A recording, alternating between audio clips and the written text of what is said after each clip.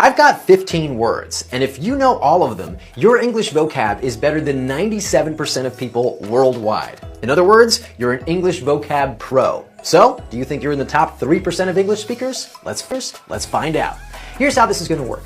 I'll show you a word, and then I'll give you 3 choices, and your job is to pick the best definition. Got it? We'll start with 5 medium difficulty words and work our way up. Here's word number 1, value. Value. Does this word mean hope, worth, or uncertainty? If something has value, that means it's useful in some way, or that it can be exchanged for money. Cars tend to lose their value over time. Word number 2, sustain. Sustain. Does this mean to support, to weaken, or to finish? To sustain something means to support it or to keep it going over time. Runners need to sustain their energy in order to finish a marathon. Word number 3, various. Various. And does this mean different, the same, or confusing? If something is various, that means it includes several different types of things. You can buy various kinds of food at a supermarket. Word number 4, emphasize. Emphasize. And does this mean to highlight, to remove, or to diminish? To emphasize something means to give special importance to it. The teacher emphasized the need to study before the exam. Word number 5, typical. Typical. And does this mean ordinary, expensive, or complicated? If something is typical, it's ordinary. There's nothing unusual about it. It was a typical day. I got up, I went to work, I came home. Same old, same old.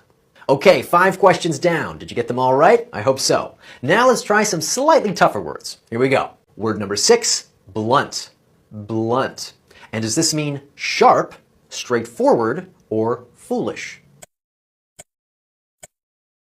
If someone is blunt, they speak in a direct and straightforward way. Catherine was blunt about her opinions, even if they upset others. Word number 7, consequence. Consequence. And does this mean cause, result, or ignorance? A consequence is the result of an action or a choice, and it's usually a bad result. The consequence of skipping class was that John failed his course. Word number 8, strain. Strain. And does this mean to relax, to look down on, or to make a great effort? To strain means to exert physical or mental effort, often to the point of difficulty or even pain. Jack strained his back while lifting those heavy boxes. Word number 9, authentic.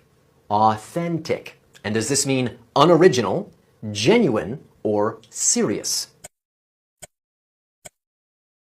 If something is authentic, it's genuine or real, not a copy. Experts confirmed that the painting was authentic. Word number 10, evolve. Evolve. And does this mean to remain the same, to change gradually, or to fall apart? To evolve means to change over time, often from something simple to something more complex. Since the 1980s, information technology has evolved rapidly. Excellent work, you've completed 10 questions. Ready for some very high-level words? Let's do it. Word number 11, blithe. Blithe. And does this mean carefree and cheerful, serious and somber, or confident and experienced? If someone is blithe, they're cheerful and unconcerned, when they probably shouldn't be. Mary kept spending money blithely even though her bank account was almost empty. Word number 12, ambiguous. Ambiguous. And does this mean identical, overworked and exhausted, or open to more than one interpretation? If something is ambiguous, it can be understood in more than one way. The essay instructions were ambiguous, so Jennifer asked for more specific details. Word number 13, facilitate. Facilitate. And does this mean to make longer, to make easier, or to make stronger?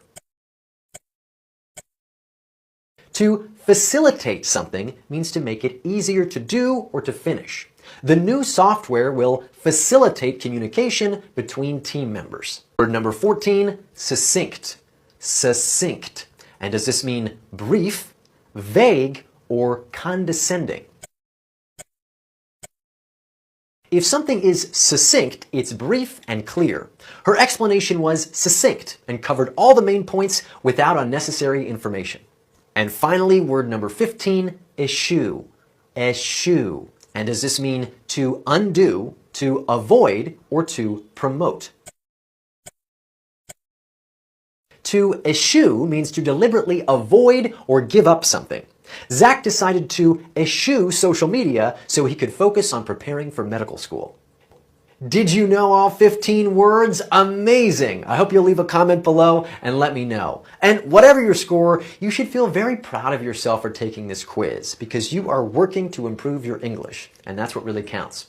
Don't forget to hit that subscribe button for more English learning content, and I'll see you soon.